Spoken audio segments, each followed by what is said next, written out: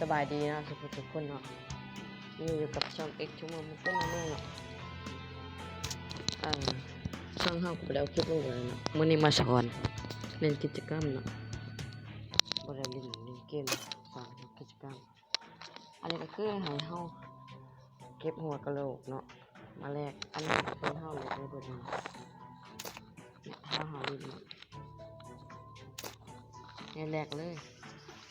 ให้เฮาไปเก็บในกองศพเนาะอันแบบนี้เนี่ยกิจกรรมใหม่เลยล่าสุด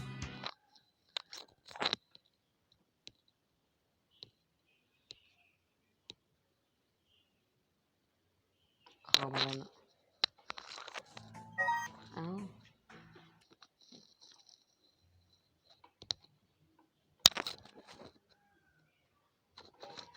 กิจกรรมนี้เขาก็เล่นเบิดแล้วเนาะ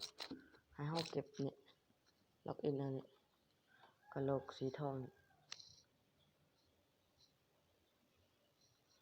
แล้วก็กระโหลกนี่เขาเล่นแล้วเนาะ